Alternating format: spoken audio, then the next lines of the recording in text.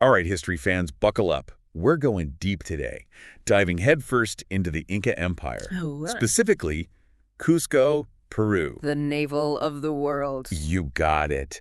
A city so incredible, so shrouded in mystery, that some folks even think, well, Aliens. you know it. We've got a whole stack of research to sift through, including a pretty cool YouTube video of a Cusco city tour. Oh, nice. It's going to be our guide today, taking us to some iconic spots like Homan. Say that 5 times fast. I know, right? And then there's Coricancha and Machai. Names as impressive as the history, for sure. Absolutely. But before we get lost in all those incredible sights, Yeah. let's set the stage, shall we? What made Cusco so special for the Incas? Cusco. It wasn't just another city for them. It was the city, the heart and soul of their entire empire. The beating heart. Exactly. Of a vibrant hub, think culture, administration, celebrations, you name it, they had it all in Cusco. And it's still going strong, drawing in visitors from all over the world. Absolutely. And, our virtual tour kicks off in the Plaza de Armas, which is... That's the main square, right? It is. And you can practically feel the weight of history there, layer upon layer of it. Layers. Think about it. You've got this bustling modern city right on top of ancient Inca foundations. Oh, wow. And then another layer, the Spanish colonial architecture, like the cathedral. A real historical mashup.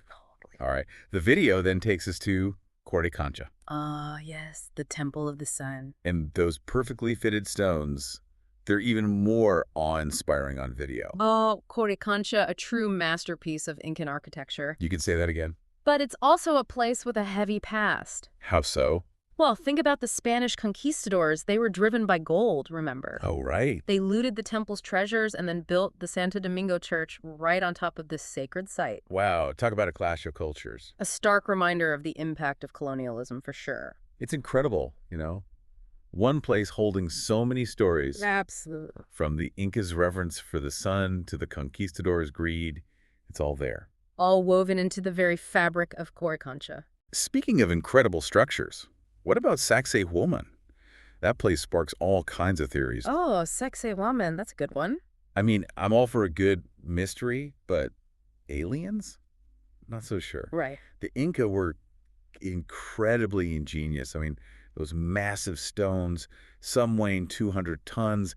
It's mind-blowing. And don't forget, we're only seeing about 40% of the original structure. Really? Imagine what else could be hidden beneath the earth. Wow, that's incredible. And you know what makes it even more impressive? The stones weren't brought in from far away. They were sourced right there on site. So they worked with the landscape, not against it. Exactly. A deep understanding of their environment. So the tour guide in the video, he said Sacsayhuaman was probably more of a temple than a fortress.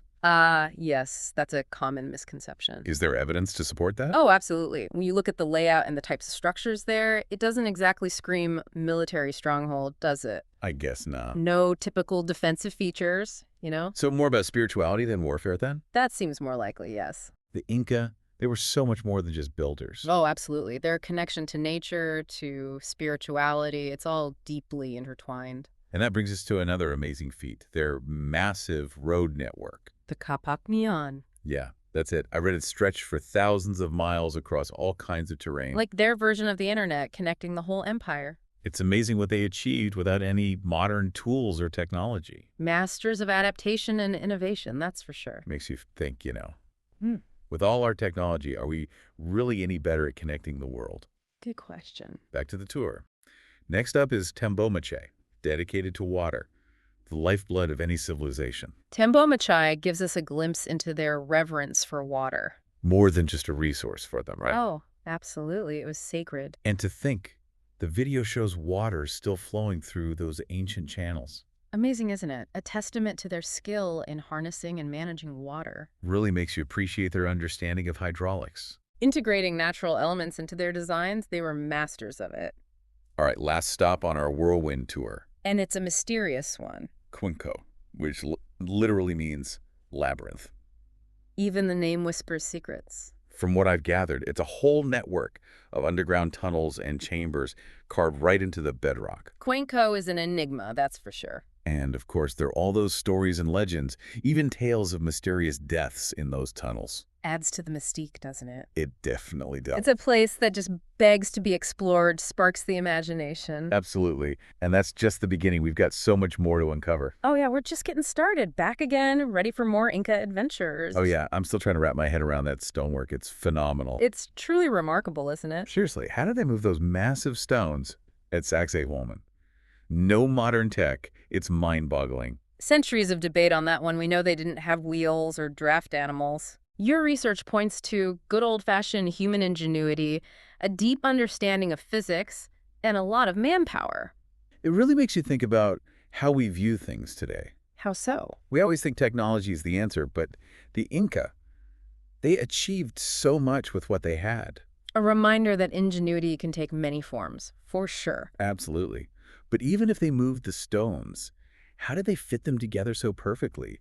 Some of those joints, you can't even slip a piece of paper between them. The precision is incredible, isn't it? They were masters of shaping and fitting stone. I can't even imagine the patience that took. Pecking, grinding, polishing. They probably used a combination of techniques. Real craftsmanship, not like those mass-produced concrete blocks we use today. There's definitely an artistry to the Incas' work, beyond just functionality. And they used local materials too, right? Yeah. Like the stones for Sacsayhuaman came from the site itself. Yes, very resourceful. They understood their environment and worked with it. Sustainable even. Absolutely. Using local materials whenever possible. Very impressive. A theme is emerging here, working with nature, not against it. You're picking up on it. Their connection to nature was profound, a cornerstone of their worldview. Remember, Tempo Marche. Their reverence for water. Yeah, it was more than just a resource. Exactly. Sacred, a delicate balance with the natural world. The sun, the moon, the mountains, the rivers, they worshiped them all. They understood their survival depended on respecting that balance. Such a different perspective from many modern societies. We often see nature as something to exploit. Which hasn't worked out so well, has it? No, really, no. I think there are definitely lessons we can learn from the Incas' approach. Okay, so let's shift gears for a moment. Back to Conco, that mysterious labyrinth. Ah, yes, Conco, a puzzle with missing pieces. We know it's underground, carved into the bedrock, but its purpose, still a mystery. Lots of speculation, but no definitive answers. The video mentioned deaths in the tunnels. Creepy legends. More legend than fact, I'd say. Okay, so if it wasn't a death trap, what was it used for? Well, that's the question, isn't it? It is. Some say rituals, others astronomical observations, even food storage. I read one theory connecting it to the Incas' cosmology, the underworld, Ukupacha, Right, like their version of the underworld. creating physical manifestations of their beliefs. They didn't just build structures, they built experiences. A great way to put it. Their worldview was holistic, everything interconnected, playing a vital role. Reminds me of the Copacnian, their massive road network. We compared it to the internet, but it was more than that. Oh, absolutely. It was a symbol of Inca power and unity, physically connecting their vast territory. And they did all that without modern tech. Incredible. Roads over mountains, through deserts, across rainforests, even suspension bridges made of woven grass. The engineering is mind-blowing, carving paths into mountains, tunnels through solid rock. Their skill and adaptability were remarkable. Okay, so we've talked about the Inca as this advanced civilization, but what about those who came before?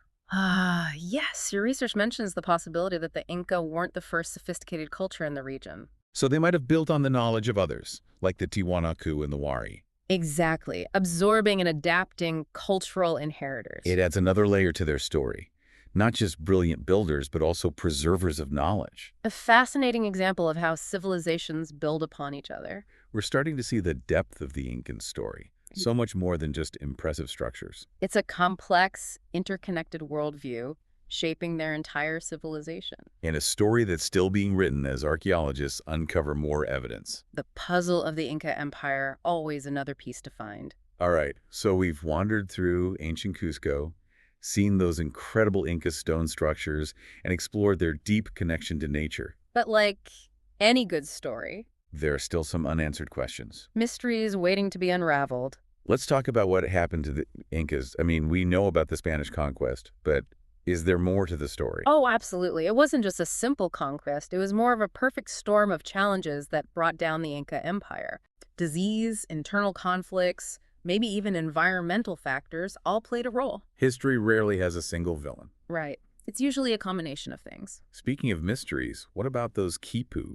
They're like ancient Inca coding, right? Exactly. Knotted cords used to record all sorts of information, maybe even stories and historical accounts. Imagine if we could decode them. It would be like opening a time capsule. It would be incredible. Sadly, so many were destroyed, and the ones we have are still being studied. A real-life code-breaking challenge. In a slow process, but who knows what we might learn. And of course, we can't forget about Cuenco. Those underground tunnels are still a big question mark. Kenko, a constant source of speculation. Any new theories about its purpose? Some think it might have been used for astronomical observations, aligning with certain celestial events. So not just the underworld, but also a connection to the cosmos. Possibly, others believe it had something to do with their reverence for water, rituals, or maybe acoustic effects during ceremonies. It seems like everything with the Incas is connected. Their engineering, their spirituality, their understanding of nature. It's a holistic worldview permeating everything they did. It makes you think, doesn't it? Maybe we can learn something from their approach. Their understanding of sustainability, their integration of nature, there's definitely wisdom there. We've covered a lot of ground today, from Machu Picchu to the depths of Coinco. An amazing journey through Inca history. A reminder that the past is never truly gone. It lives on in the stories we tell and the lessons we learn. And who knows, maybe one of our listeners will make the next big discovery. That's a great thought. A huge thanks to our expert for taking us on this incredible deep dive. It's been a pleasure. And to all our listeners, be sure to check out the show notes for more information and links to the research we talked about. Keep exploring, everyone. Until next time.